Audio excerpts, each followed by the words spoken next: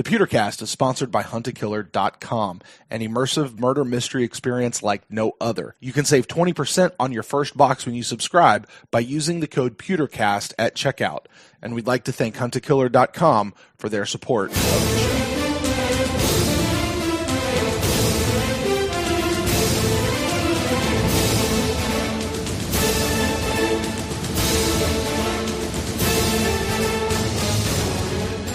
Welcome back to the Pewtercast. I am Brent Allen, joined by Ren Dax. Ren, it is that time of the week where we get to kind of turn the show over to our fellow fans out there, and we're taking basically their feedback for the week. We've got emails, we've got a new iTunes review to get to. Some people message us on various social media platforms and trying to integrate that all in here. But that's kind of what this show is. And we always like to start off with the iTunes reviews, and since we got a new one, why don't we head right over there? No, let's not. Okay. Because the question has to be answered. Oh. With today being November 12th, which we all know that is Disney Plus launch day. Right. Yes. Day one of The Mandalorian. Uh-huh. What's stronger, Vibranium or Beskar? I haven't seen The Mandalorian yet. That's why I want to hurry up and get through the show so I can go watch it now that everybody else in the house is asleep. However, I'm still going to go with Vibranium, although I have no idea what Beskar is. I didn't know what Beskar is either. Like, I'm a Star Wars fan, but I'm not a nut. Like, I don't listen to any Star Wars podcasts. You know, I don't collect anything. You're not James Yarko from Locked On. I am not James Yarko for Locked On, but I'm also not David Harrison from Locked On either. You know? But like I haven't seen any of the cartoons, like the Rebels, like Star Wars Rebels or Clone Wars. I haven't watched any of those. So you know, when I was little and I was, you know, at the impressionable age, we like to say, when Star Wars came out, like I was like 9-10 years old. Right. So that's when I was all about it. And then when it started to expand into, you know, all these books and other things, I just didn't, you know, really want to keep up with it. So, but I have seen Mandalorian, and I will tell you, Beskar is obviously a metal. Sure. I picked up on that. Okay. And it is what Mandalorians, it's what their armor is made out of. Oh, okay. Yes, and it seems to be very precious to them. Okay. All right. Well, we'll find out. I will give it a watch just as soon as we get done here. All right. And we go through that. So, hey, listen, did you guys like The Mandalorian out there? You can write in and let us know to thepewtercast@gmail.com, and probably won't read that particular email on an upcoming episode, but we might respond to you. Hey, iTunes review. Let's get there. It's been a while since we've had one. It has been. It's been as long as a wait as for The Mandalorian to come out. I don't think you're feeling my Mandalorian references, Brett. No, I'm not. I have no. I know that it's been out. I was trying to think of how long have I known about The Mandalorian. I feel like it's been longer than this, but how about this? It's almost as long as the announcement of a reboot of the Gilmore Girls. Are you excited now? No, they better not reboot the Gilmore Girls. It was perfect the way it was. You don't reboot perfection. Okay. It's amazing and it holds up so well. All right. Don't you know? All right. iTunes review comes in. It's a 5-star review. All right. And this comes like into us Mandalorian? From like maybe this is from The Mandalorian because it's from Mameza23. Mameza. He says this is the best Bucks podcast. High five, Ren. He says the production is great. Ren is an old school fan who knows Bucks history. Brent, not so much. No, he goes on. I was giving you a moment to agree. That. Yeah. Says, it seems as if Brent is responsible for the production quality and guides the ship, but Ren is the one who really knows the X's and O's. They're very consistent with the show schedule and definitely are my favorite Bucks podcast. The guys have good chemistry and the shows are very entertaining. Plus, the guests they bring on are great. If you're looking for a quality Bucks podcast, this is the one for you. That's what we've been saying all along, haven't we, though? We have. For the past couple of years. Yeah. And he very observant Mandalorian. Yeah, you're right. Like, Brent does all the production behind the scenes, except for Ren's Trini Camp Journals, the lowest production value show of the Pewtercast Network. That's the one where we get all the emails in for people going, hey, can you turn up the volume? Or like, what's going on? Hear Ren. Yeah. I can't hear Ren. Right. What? Sounds great in my head. Like, I don't know how Audacity works. Yeah, and I don't want to say I'm more of the X's and O's guys, but but that's something that I like to pay attention to a little more than Brent does. Mm-hmm. Brent's more of an F type of personality. I know, I get that reference, and yes, you would be right. Yeah, and I am not. Right. Yeah, and no, it actually it's. I mean, Ren, I don't think that you and I have ever sat down and said, okay, this is what I'm going to be responsible for, and this is what you're going to be responsible for. But what I have found on my side is, especially when it comes to the live shows, but even with the pre-recorded shows like this one here, there very much is a production aspect where I'm looking at the soundboard, I'm watching the recording, I'm making sure that all the levels are straight, making sure that everything sounds okay, and Meza is correct. Like I kind of keep tabs on where we are in the conversation and try to move us forward or let us sit or whatever. And what that means is that I get to just rest and let you answer the questions, and then mold the show the way you want it in post production and insert crappy music. It's amazing. It's like the world's best music. But if you actually notice, I don't do a whole lot of extra music anymore. You don't for copyright reasons. So but is it so we can start making some money on the YouTube? That's all part and parcel. That's all part of it. So making sure that the stuff we use is proprietary, or that we at least have licensing agreements. A lot of other people don't worry about that, but they should. Anyway, but yeah, it's been really great because when I had to do this show by myself, that was one of the biggest struggles. Go back in the pod feed. No, don't do that. Yeah. It's go back to episode what? You might if you listen, if you make it to episode 6 or 7, you might hear me being all nervous calling you up on one of your first Instacast shows. Yeah, it's possible. I don't know that I had them quite that early, but yeah, I was up there. But yeah, I mean, Ren's been around, so no, and the other thing too that it allows me to do is I can scour the social medias and see what Bucks fans are saying, and I just get to allow you to call some of those takes really stupid or to debunk theories as far as what people out there are saying. Anything that starts with "I saw this on Facebook." Yeah. Oh dear. Next. Right. So, but yeah, and we do, as far as the entertaining side and what we've said as far as Best Bucks podcast, I mean, we try to create a show that we would want to listen to ourselves, or that we do want to listen to ourselves. So, and the few times where I run into people that actually, want to talk about the show, and know who I am, from the show, I should say, they always say it's like it works because you guys' personalities are so different, and I take issue with that. Oh yeah. Well, because you have such an affable, likable personality. You know what I mean? And you're just the stingy old codger. And I'm the opposite. Whatever, throw in any adjective you want. It's like, all right, okay. Well, Ren, if it makes you feel better, I like you, my friend. I mean, I got a few people that like me, and I'm definitely not one of those people that needs everyone to like me. In fact, that would wear me out. It really would. Yeah, it would. I'm pretty sure I'm on the spectrum somewhere. It's tough being me. So no. It is.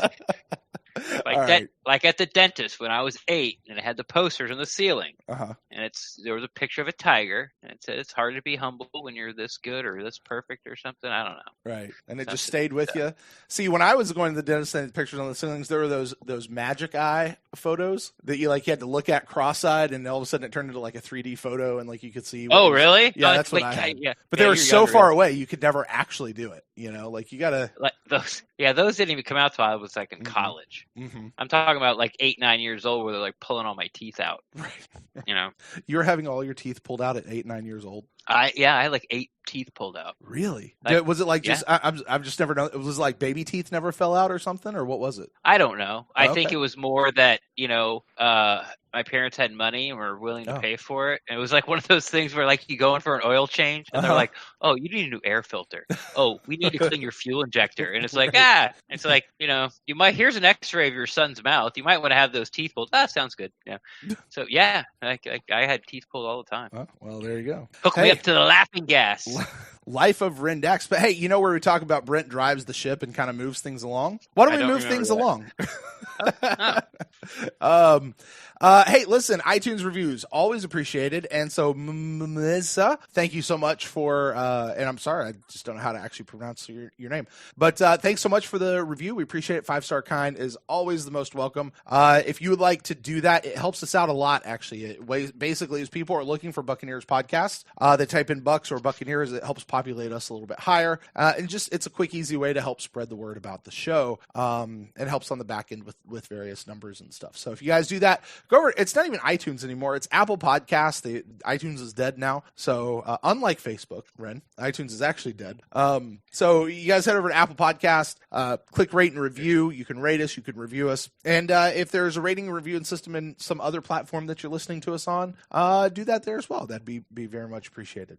All right, Ren, we got a couple of emails in here. Why don't we go ahead and turn our attention to some of those? Our first one comes in from a guy named Chris. Chris says, hey, Brent and Ren, longtime listener of the podcast and my first time emailing you guys. My question is this. Can the Bucks make the playoffs if they win the rest of the NFC South schedule with help from the Saints and the Panthers losing? Love the podcast and go Bucks. C-dub. Well, I mean, yeah. I mean, if you win the NFC South, you go to the playoffs. Can they win the NFC South as it is right now? Yeah. What are the Saints? They have 2 losses now? Something like that, yeah. 7-2? 7-2, yeah. Yeah, as long as if they don't hit 11 wins, we can win. Provided we win, yeah. Yeah, I think what he might mean is if we win out the rest of our conference games or our division games. Right. So because coming up left we have 2 Falcons games and a Saints game. game. And we're currently 1-2. Yeah. In our division. So to win out the rest of them would put us at 3-2. 4-2. 4-2. Thank you. Math is off. Math's hard. Math odd. Yeah, but the thing about that being in the playoffs is it's not so much about the division wins. That only really comes down to like tiebreakers and stuff. We're probably not getting in the division. What we do have a shot at though right now, Ren, which is crazy to think about, is by a shot I mean a long shot, but still we're only 2 games out of the wild card race right now. Like that's we're only 2 games out of the wild card race, as in being put up in the graphic as in the hunt. Right. Like we're 2 games out of that. Right. But we're like 3-4 games of actually like being in the wild card, like actually being the team there. We'd have to win 3 games, and the teams that are currently in the wild card would have to lose 3 games. And then the teams in front of us, behind them would all have to lose 3 games. Well, because it's the teams the teams that are in the wild card race are 4 and 5 right now. Okay, they're in the hunt, but they're not in the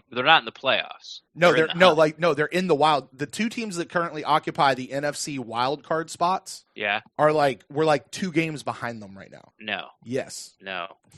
Pulling it up. Pull it up. It's the Vikings that are like 7-2 or maybe 6-3, and the other one would be Panthers or not the Panthers. I guess would be the Seahawks now. It's the Seahawks who are 8-2. Yeah, Seahawks are 8-2, and then the Vikings are 7-3. We're 4 games behind them. You were looking at like the Panthers that are 5-4. That's in the hunt. That's what I'm talking about. The graphic. They're like division leaders. These are the wild card guys, and then the third row is like these teams still have a shot at it, and we're not even in that yet. No, we're 2 games behind the people that need help. Get to the wild card. You're right. Nope, you're right. I was wrong. You're right. Ren knows the X's and O's. Don't listen to me. Words to live by. PeterCast listeners. You're absolutely right. So all right, let's look at the final spot in the wild card race. It's 7-3. It's the Minnesota Vikings. Now they haven't had their bye week yet. It doesn't appear. No. So the only chance that we have to make the playoffs is win the division, and that means we have to catch the Panthers, which isn't really that. Even though we don't play them again, I'm not a big believer in Kyle Allen. They're really not good at stopping the run, and they're starting to see some holes in this defense. It's starting to wear down a little bit. The Panthers defense. And they're 5-4, and we're 3-6? 3-6, yeah. So we're only 2 games back with 7 to play. Right. So that's not unfeasible, But what we need to beat the Saints, obviously, to have any chance whatsoever. pretty much. And then we need them to go kind of on a little mini losing streak because they've got what, 7 wins? Mm-hmm. Yeah. So I mean, we're 4 games out of the lead. Mm-hmm. You know what's crazy is the two teams currently occupying the wild card race are sitting at 8-2 and 7-3. Yep. Right. However, I know the Cowboys are sitting at 5-4 and leading the division. And they're leading their division. Yep. Like wow. Yep. Yeah, and it's not. I mean, it's not just winning our division that would do it, because we also the Panthers would need to lose, but we'd also need the Eagles to lose. We'd also need the Rams to lose. No. All we have to do is win our division. Doesn't matter. If you win your division and you're 2-14, you go. All you have to do is win your division. Doesn't matter what your record is. You mean to overtake the Saints and take that spot? You're not talking wild card. To win the division. Gotcha. Yeah. That's. I mean, that's the easiest route. And this is something that we've been talking about for a few weeks. Where it's like, we get on a run, we can make it. And it's like, no, because like 9-7 isn't going to do it this year. 10-6 probably isn't going to do it this year. Take a look at the rest of the NFC. Right. So wasn't it a bunch of years ago? Like we went 10-6 and still didn't make the playoffs. Oh yeah, it's happened to us twice. Yeah, and that typically gets you in the 10-6. It does. It does. It does. But not just the years that we do it, but just whatever. That's fine. That's cool. Thanks, NFL. Yeah, seriously. like it's their fault. Right. It's not. But yeah, the only chance we have is to capture the Saints. But to answer your question, Chris, no. Yes. If we win the rest of our division games and the Saints and the Panthers lose a lot, yes, we can win the division. So it's not until somebody in front of us hits that 11 win and we don't lose, we have a shot at the division. But when next game we lose, then that magic number becomes 10. Then the next game we lose after that, the magic number becomes 9. If we lose one game and somebody in our division wins 10 games, it's over. So all right, well there you go. Playoff picture. I mean, I guess this really is the time to around the league really start paying attention to the playoff picture, because this is when everything starts taking shape and you get all the little what ifs and what could possibly happen and where is that going to wind up. So but things can change quickly, because this is a time of the year where a lot of division games start to pile up, week after week, across the NFL, like the 49ers Seahawks, like, what was it, week 10? They hadn't played yet. They're in the same division. And like, we haven't played the Falcons yet. Right. No, we're not playing them till next week. Right. So, this is when things start to, this is when football really counts. And unless you're already only won 3 games so far. Right. Yeah. Oh, it's a Bucs life. All right. Thanks, Chris, for your email. Appreciate it. Please keep continuing to email in. You guys are part of what make this show happen. All right. Our next next message comes in from Neil. Actually sends us to this on Facebook. He says, I know you guys usually want emails, but this is just easier for me. Ren said he likes the DT guy in the draft, but Chris Jones from Kansas City might hit the market, and he would be great with Vita, but he might be expensive. What are your thoughts? Yes. True, Alex. That's what I'd love to be. Neil. I'd love to answer a Jeopardy question. No. Alex. Yeah. Like if there's a Jeopardy question, like half of them I just want to ring in and go, correct.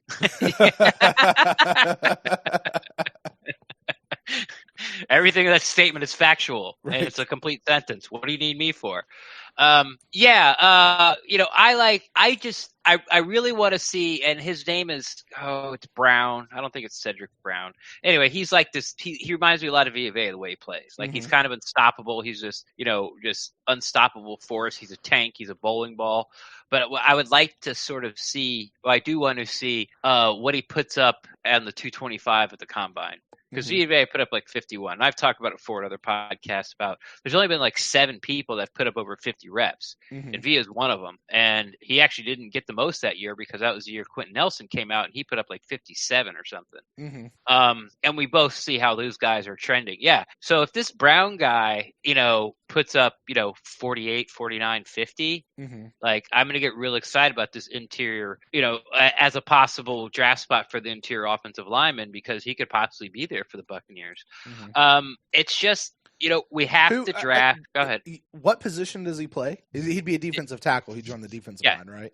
He would replace Sue. Okay. In a perfect world. Okay. In a perfect world. Sure. What would happen. We'd have two really young guys, both on 5-year deals that are just stronger than anybody you can put in front of them. So this would be a first-round pick. Oh, yeah. Do we really want to spend another first-round pick on the defensive line? What do you mean another? Well, we just had Vita, right? 2 years ago. Okay.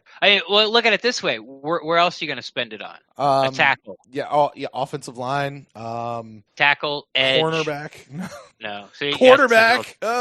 Quarterback. I mean, if you look at it, and we don't know who they're going to re-sign, and maybe they go out and get another sort of like this guy talked about, the kid from Kansas City, and we go out and get him and go, okay, well, that sort of takes Brown out of the picture. Not necessarily, but it's not such a big need, But if you look at the team right now, the need is we need to replace Dotson, and we need to replace all these guys that may or may not be here on the defensive line.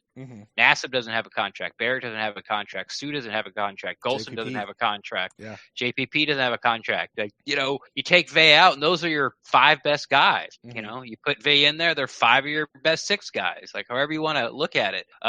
So yeah, I would want to spend a first round pick on another defensive lineman. Just for the record, just so you know, we actually have Golston signed through 2021. Okay, there's no dead cap money this year then? Yeah, all the dead cap money goes away. Actually went away last year. We don't have any dead cap money this year anymore. So and he is starting to get a little more expensive again.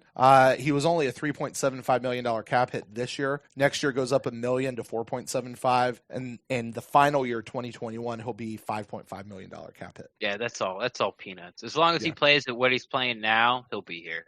Yeah, he will. Because even if he doesn't even start anymore, but that doesn't change your point. JPP, Shaq Barrett, Carl Nassib, Ndamukong Suh, those guys are all done. That doesn't change your point. So right, they could or could not be back, but chances are that at least one of those guys, possibly 2, probably 3.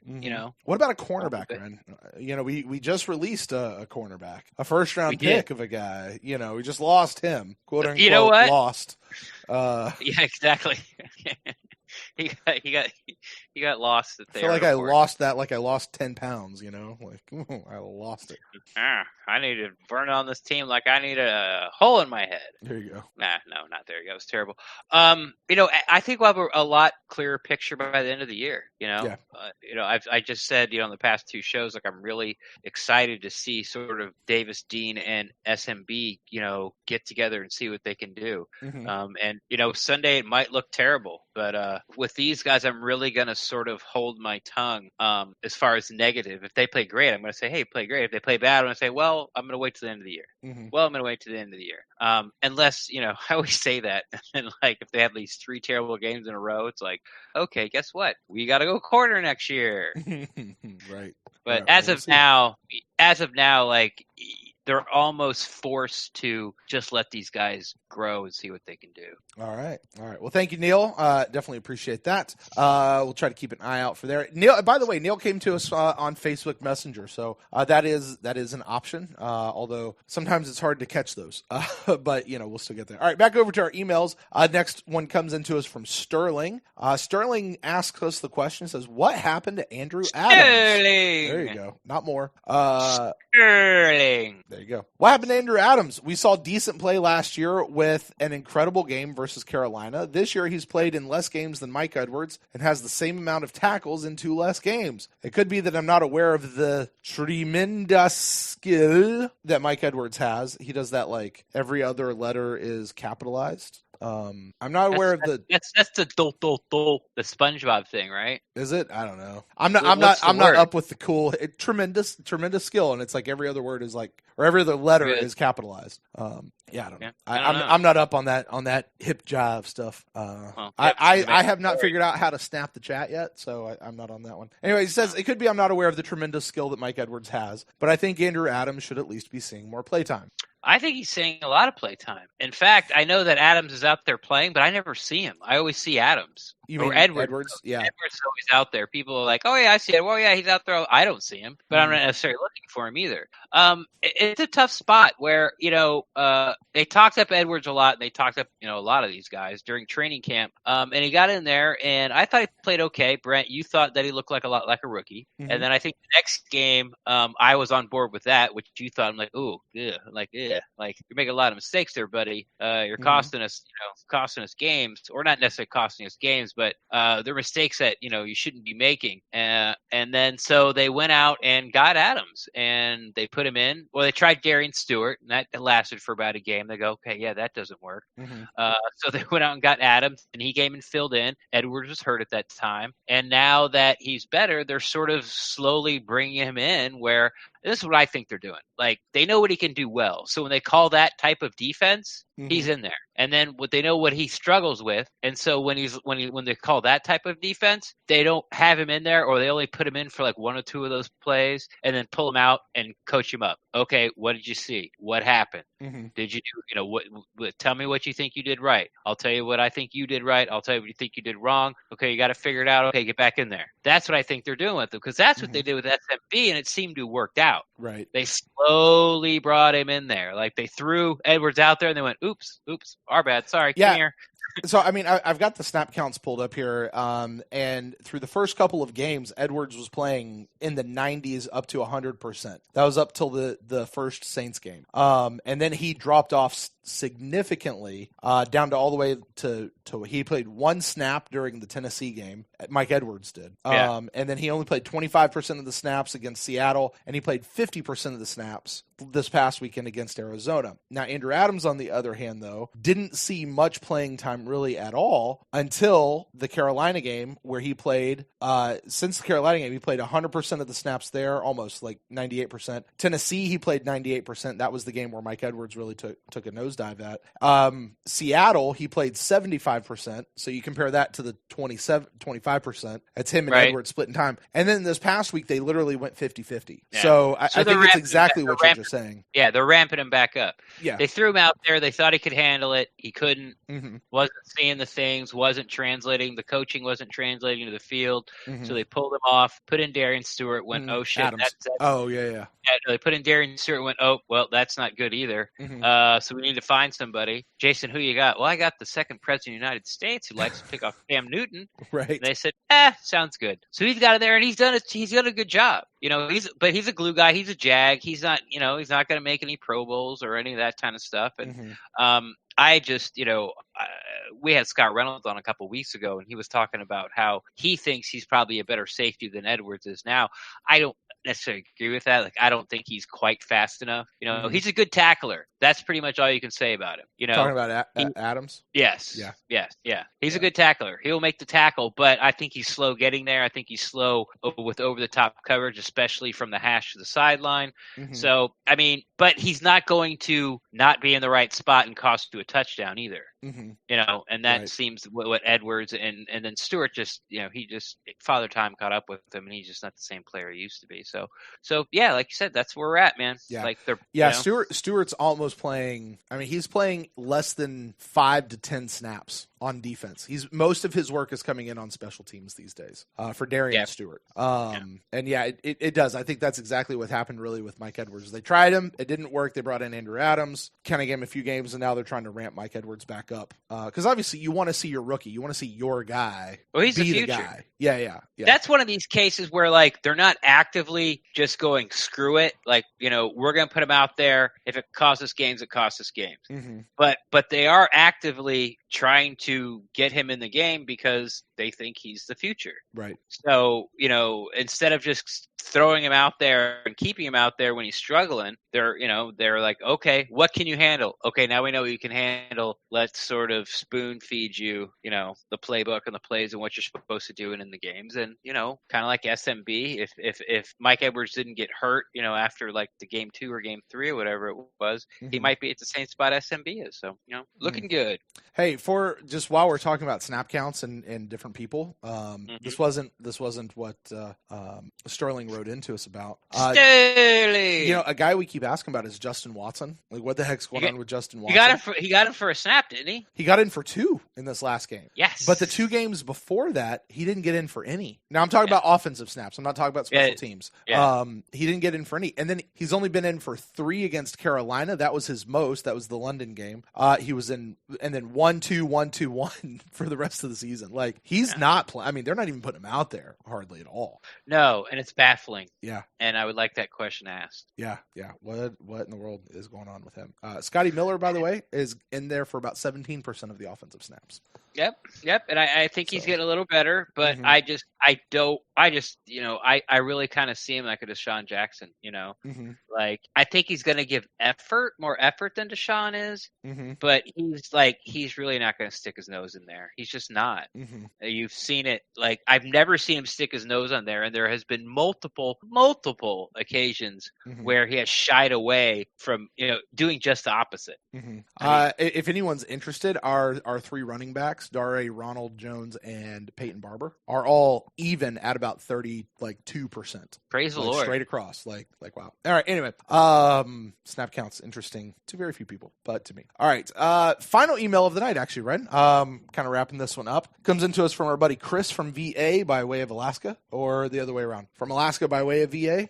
He says, VA. He says, Pewter guys, I missed the instant cast this week, but I heard the podcast and it was a great conversation. It's always better when you get a win. Number 1, Brent, a few weeks ago, you asked me on the Intercast, Instant cast, if I had confidence Jameis would drive us down the field to win the game. My answer was yes, and your answer was no. After these last few confidence, has that confidence wavered? Well, since this is directed at me, I'll answer it. Chris, I would actually turn that question back on you. As has your confidence wavered? Because you had the confidence, not me, pal. He asked the wrong question. Yeah, but I get what you're saying. I understand what you're trying to say here. And look, when it came time for Jameis to drive the ball down the field at the end of the game, what I was sitting there thinking, I think is probably what most Bucs fans were. And Ren, you can tell me if you shared in this or if you had something different. I went, he's going to go down. Something's going to happen where it's going to be an interception or it's going to be a fumble.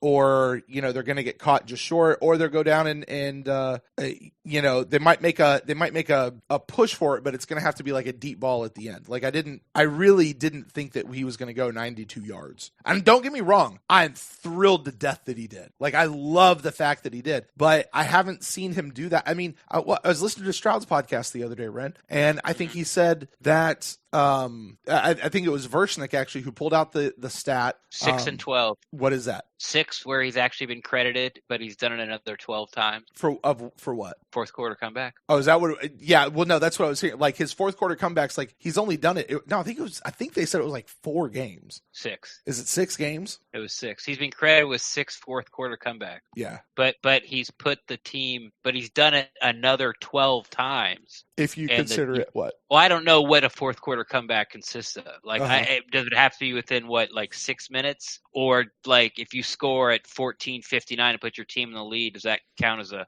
fourth quarter comeback? However, they judge it. Is a comeback just being behind and you take the lead, or do you have to be behind by so much? Or I don't know. I think it's just behind and take the lead, but I think there should be and I would hope so. There's a time limit on it. Right. Like I would say 6 minutes and in would count. But yeah, so he's done it 18 times in his career, but the defense has only held it for him 6. That's crazy. Again, I say the problem on the team is not on the offense. Yeah, I know. I'm sorry. The main problem on the team is not on the offense. There are problems on the offense. Don't get me wrong. Jameis has his issues, but that's not the main problem. Hopefully, the main problem is gone. All right. Chris continues. I felt. Oh yeah. I felt he was going to do it because he has been doing it consistently. Did it at halftime for the Seattle game. Did it at the end of the game, the Seattle game. Did it at the halftime of the Cardinals game. And plus, we were playing the Cardinals. Okay. Their defense isn't good. Like, Right. I think, and I might be wrong on this, but I think the Cardinals were the only team going into that game that were like giving up more points than we were. They were the 32nd team when we were 31st. I think so. Yeah, and Don't now we're quote the me on that. 32nd, by the way. I don't know if you saw that. But that can't be right because, like, well, yeah, I guess they get because they gave up more than we did. We won the game, Right. so how did we move down in the stats? So it must not have been them. But Arizona's down there. Yeah, that's what I'm saying. So right, their defense has been a problem for them, and that's not throwing rocks in a glass house because that's us too. Like, defense has been the problem. Yeah, all right, jump out in the pool, buddy. Yeah, there you go. All right, he goes on. He says VH3 is gone. I'm more surprised that it happened this early, but I'm not surprised that it happened. I like it. He just had an awful time in Tampa, and it was just time to move on. Yeah, he was terrible. He always was terrible. He's never, like, I was thinking about this today. I saw someone on Twitter right before I came on the show. It was like, sad news for Buccaneers fans. Vernon Hargreaves was cut. And it was like a little video on Twitter. And it was like, in memorandum, I'd like to show you some of his better plays as a Buccaneer. And then it went, thank you for watching. Wow. Yeah, exactly. So it's kind of funny, but literally, like I could not. If I had to count up all the plays that I can remember off the top of my head that he made, I don't have to take off my. I don't have to take off my shoes. Now, if you look at it like, well, this is his fourth year. That's ridiculous. He's really only played like 2 years worth of games. Yeah, this actually reminds me, Ren, to kind of go back to the iTunes review that we got earlier when he talks about, hey, Ren's the guy who knows the history and Brent not so much. Here's another difference between you and I. You tend to have more of an encyclopedic knowledge. Like, you can remember what happens on plays and what quarter and where they are. Not just in history, but like, I can't remember that in the game that we just watched. Like, you're like, yeah, you remember when you went down and did this? I'm like, vaguely. I kind of remember that. I could tell you how I was feeling at the time. Remember that time when he caught the ball and you got excited? Yeah. Yeah, I remember that. Yeah. I remember that. Yeah. I was excited. Yeah. I like it. Let's do more of that. Yeah, exactly. But, you're like, yeah, I remember it was 3rd and 1 and, he ran an out route across the seams to the, I'm like, oh, all right. But no, it's, yeah. Are you surprised that it happened now and not waiting until the end of the year? Yes and no. Like, when it happened, I was like, wow. But it was more like, wow, I can't believe they had the balls to do it. Yeah. Not like, wow, like, wow, I can't believe they cut him. I can't believe he's gone. It was like, wow. It's like, really? And you still have Perryman on the team. But, that was more along the lines of it. But, it sort of falls right in line of what we talked about the Instacast. And then I talked about it with Zach. And then I just talked about it a few minutes ago. It's like, you got to see what you got. And if you've decided that Vernon's not it, what are you going to do? Sit him on the bench and have him become a storyline week after week after week? People asking about Vernon when you're not going to play him. Right. And you shouldn't play. And even if you because here's the thing, even if he gets injured in practice, and that's the thing. Like, I really think this was one of those, they came to a spot, not just where they said, okay, we're moving on from Vernon or we're not going to bring Vernon back. It was the, holy crap, we're on the hook to this guy next year if he gets injured. Or fakes an injury. And there's nobody else like that, by the way. Like that, not even Jameis Winston. Like, if he gets hurt this year, they don't owe him money next year. Yeah, they do. They do? Yeah. No. That was this year. Sorry. No. Yeah. Yeah. Right. Yeah. That's what they did last year. Yeah. That when they picked up his option last year, that was the same deal. I'm sorry. And when they pick up, who is it next? Is it OJ next? No. Yeah. No. Who was 17? OJ? Yeah, it was OJ. Yeah. So when they pick up OJ's next year, Right. Which, knock on wood, because OJ. It's only be like 11 million. Yeah. So, but anyway, only. It's so weird. Right. It's only like $11 million. Right. I'll tell you when I really knew that I was fully done with Vernon Hargreaves, and like, I didn't even want to give him any more chances, because we've said, like, on this show, we've been the most not pro Vernon, that's not the right word. We've been the most, I guess, lenient with him. We have made enough excuses for him. Yes, we gave him enough chances. I wouldn't say that we were like, yeah, Vernon's the greatest, and it was never that. It was just hey, there's something here I want to see. Yeah, there's I want to see him at nickel. Yeah, I suspect something. Let's go see it. And we saw it. And so he's not. I want to see him away from Mike Smith. I want to see him play press corner. Right. I want to see him in nickel. Right. And now I have, and I don't want to see him anymore. There you go. I'm with you. But when I want to say it was probably Jenna Lane, when I saw him answering about getting benched in the game, when he was giving his answer in the locker room, he was like, well, I guess if that's what Coach saw, that's what Coach saw. Like there was no he was a little defiant about it. Yeah, that's Like there was no. It's not so much the way he said it. What he said, it was how he said it. It wasn't like there wasn't no kind of remorse or I kind of screwed up. Like there was no tone of hey, I'm a first round draft pick and I've done pretty close to much nothing for this team, and now I'm benched. And it's like it is what it is. Yeah. Like no, bro. Right. Like you're a breath away from like missing out on $9 million. Like act like it. Yeah. Act like you care. Yeah. Like just lie to me and tell me that you care. Like it just, if that's what he saw, I guess that's what he saw. No. You got benched, son.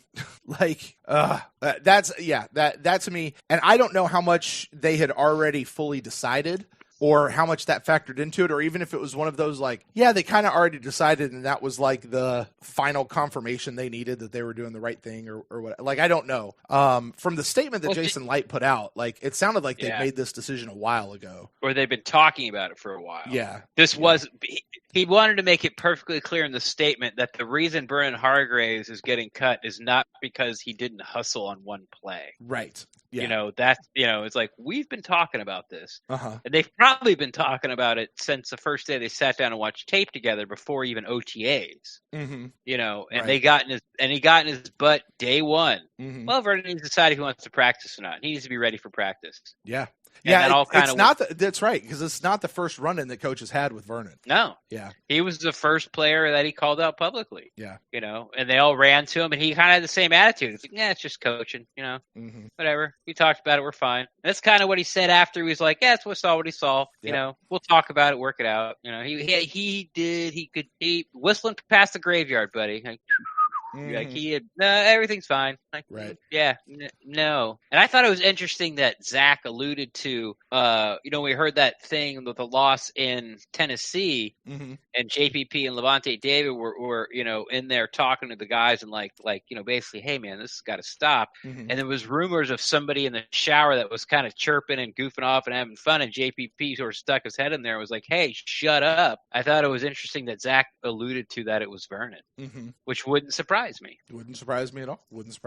All right. Chris continues. Number 3 says, what was going through Cutter and his staff's mind not to use Rojo? Were they just stubborn? The guy's a weapon, and we saw that on Sunday. I feel he's really close to having a long run, and I just can't wait to see it on display. He is a weapon, but we also saw the reason why he hasn't been out there yet.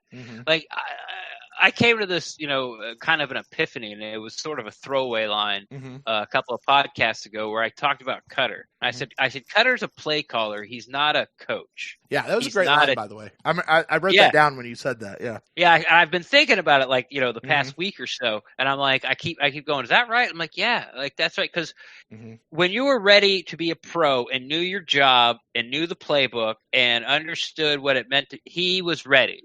All right, come join us. All right, these are the plays. Let's go out there and win games. But if you didn't know, he had no time for you, which is fine, if you're coaching high school football and you got your assistants, but there has to be, this is pro football. You're going to get guys that don't know how to do stuff. And the proper action for that is not to throw them on the scrap heap. It's like, oh, you don't know what you're doing? Oh, you're no use to me. That's not, you got to coach. That's your job. So now we've seen, Rojo sort of get in there slowly, and it's always been, pass protection. Well, the Seattle game, the only sack that was messed up was, hey, Rojo messed up the pass protection. Right. Intentional grounding. Hey, Rojo, picked up the block on the end. He was supposed to release that, obviously there was some kind of play call, some hot read that he missed, and we got intentional grounding, took us out of a possible touchdown. I don't even know if we got a field goal out of that one or not. We probably did. So you're seeing the reasons why he hasn't been in there there all the time, and why they leaned heavily on Peyton Barber at the beginning of the game. But he has played well enough, and oddly enough, caught the ball well enough where as he's learning, his play is now you can't keep him on the bench because of one of two mistakes a game. That he's playing well enough where it's like, hey, we're working on it. Hopefully it disappears this game, or at least there's less errors. But what he's doing is not costing us ball games, and what he is doing can help us win. Right. I would say the other thing too that kind of goes along with that is it's not just what he's doing, it's also the attitude I think that he brings to it. Because if the rumors are true that you and I have both heard, he shows up in Tampa last year, and I mean, I think you said this with Zach earlier today, Ren, in the last episode.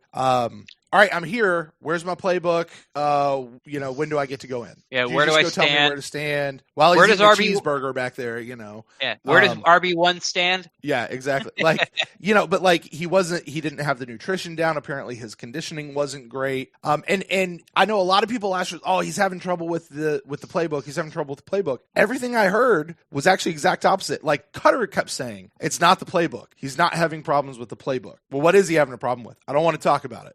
And it was this other stuff. Well, that seems to have changed in him. That seems to have changed going between the offseason work he did this year or whatever he's done to get his head screwed on right. And, it's taken him 8 games to win out over Peyton Barber and to take the starting spot, and rightly so. And now he's in. So I don't know, Chris, to go back to your question. I don't know that it was Cutter and his staff not wanting to use Rojo, because I don't know that Rojo could have been the weapon last year that we see him being this year. It was too much of a liability. Yeah. He just was. But I was listening to sort of put a button on this. I was listening to the Pewter Nation podcast, and they were giving Todd McNair, the running backs coach, all this praise about Rojo, and they were discussing Rojo sort of like in this little segment they were doing.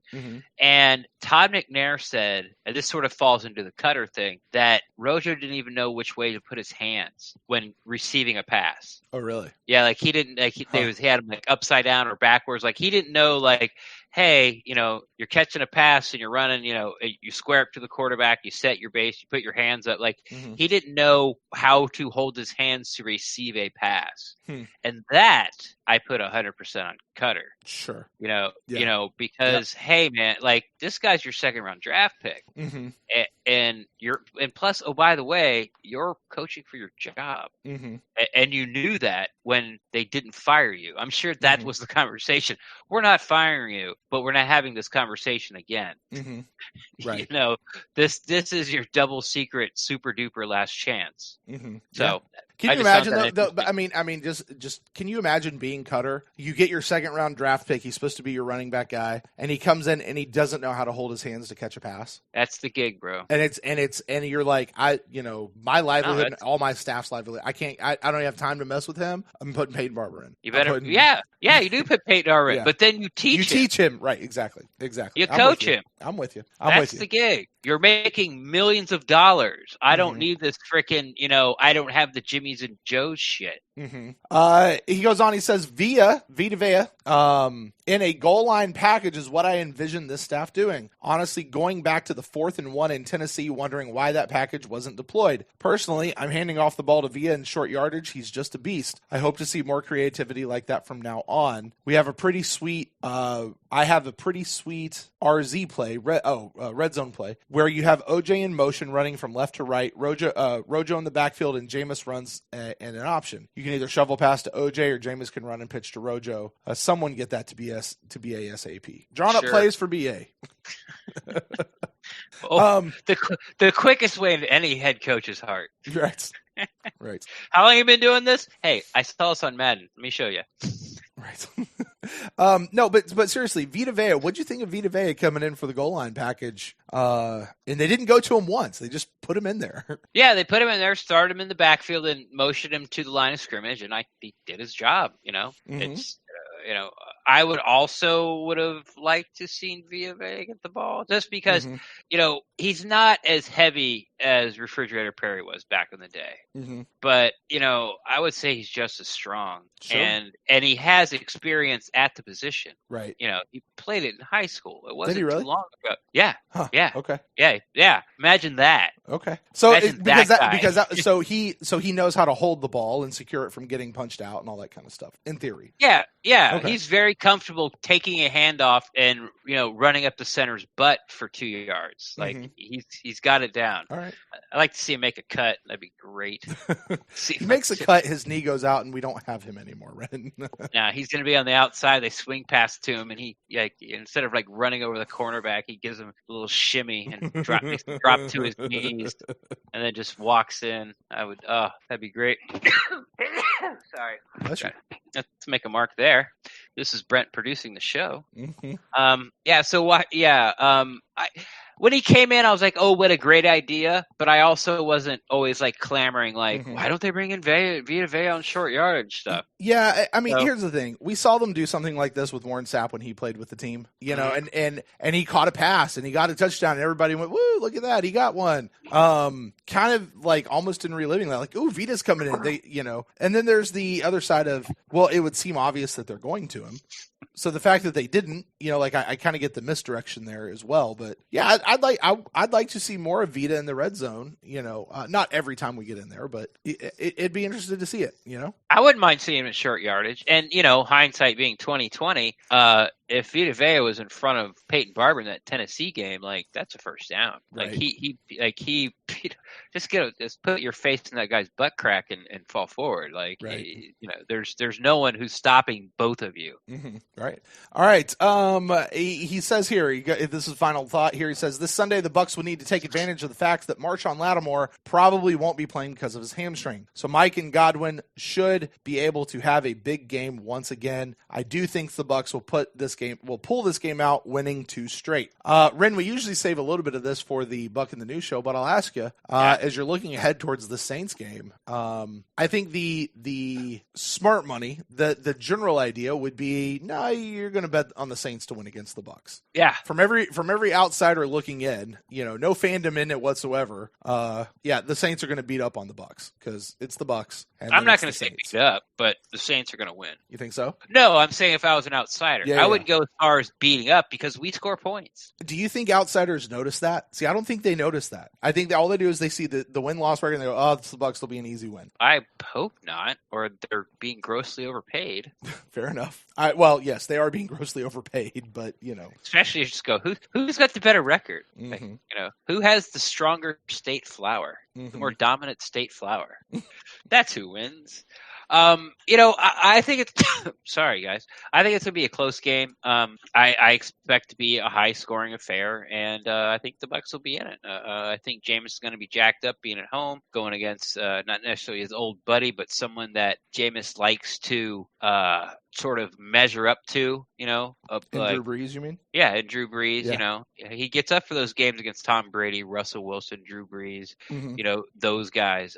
He wants to show everybody that he's just as good as they are. Mm-hmm. I just hope that they don't force Mike the ball on the very first play like they did in London because, the game before, Mike didn't have any catches. So, we're going to Mike no matter what. Mm-hmm. Last time we played the Saints, was that the game he didn't have any catches? Might have been. No, it wasn't that game. Yeah, was it? I don't know. But he did not have a good game against the Saints. It was one of those games one of the 2 games where he just sort of disappeared.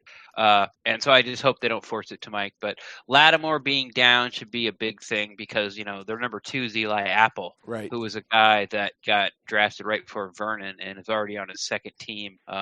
Still hanging around, though. Still hanging around. Mm-hmm. But there is something I want to talk about before, we sort of wrap this up. Sure. A lot of, and this has been going around, there's been a lot of talk and for me as well about BA clock management, right? Sure.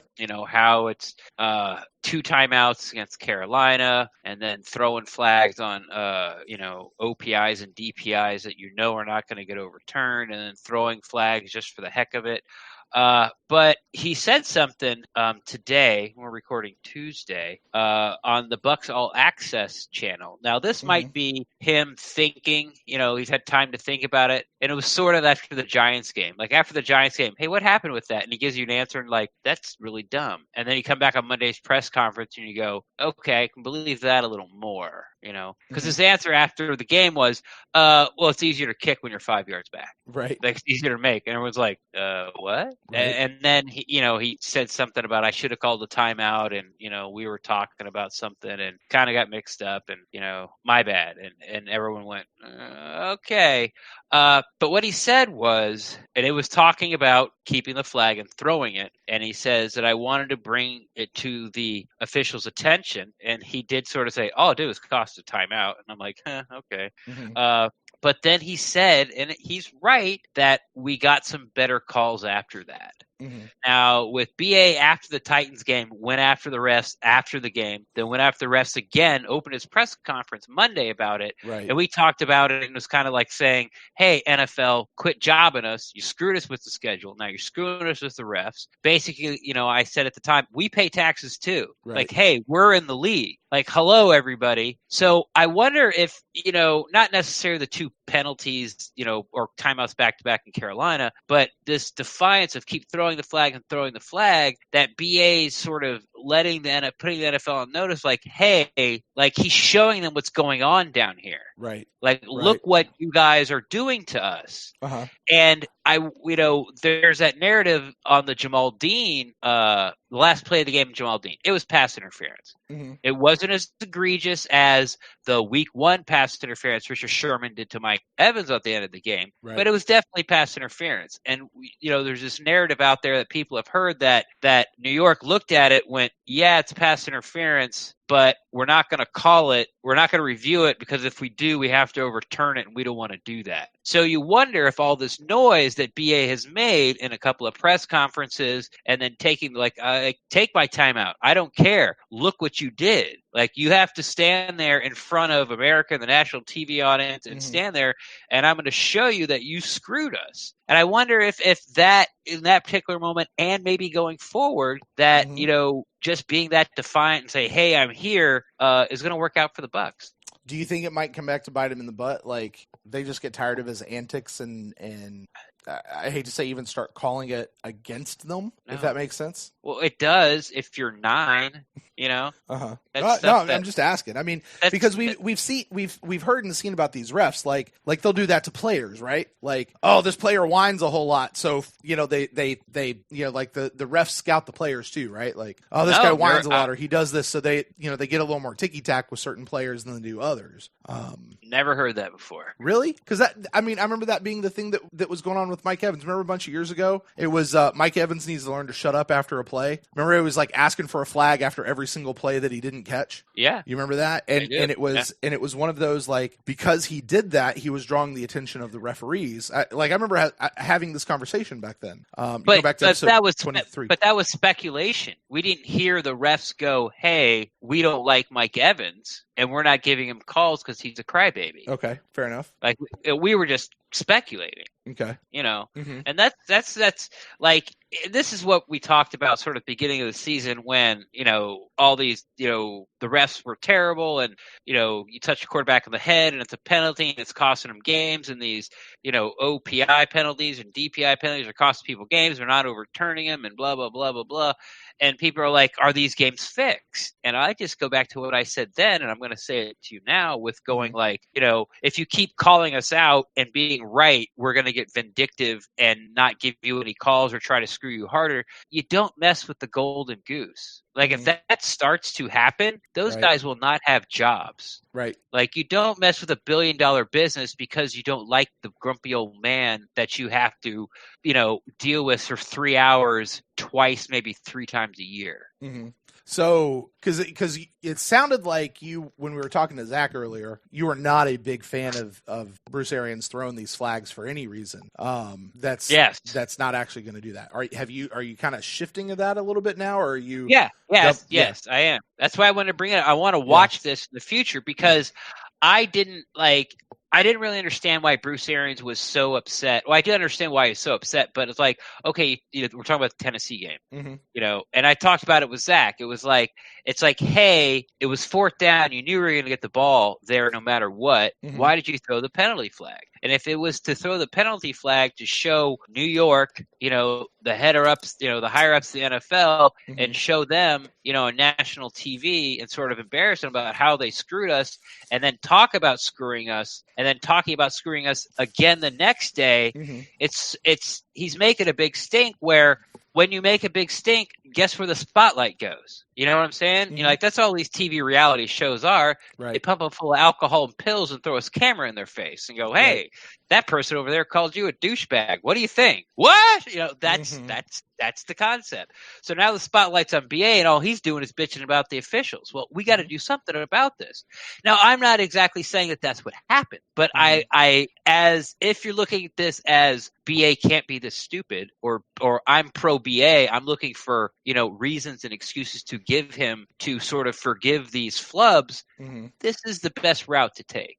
All right. I'm with you. I really am. I don't mind BA throwing a flag to prove a point. Although I think it was Tony Dungy who said this past week talking about this ability to challenge non-calls or passing interference, and the league won't actually, reverse the call, or very, very rarely are they actually reversing call. And, his whole piece was like, look, you told people they could do it. You're not actually letting them do it. And all you're doing is costing people timeouts unnecessarily. Yeah. Right. And I agree with that.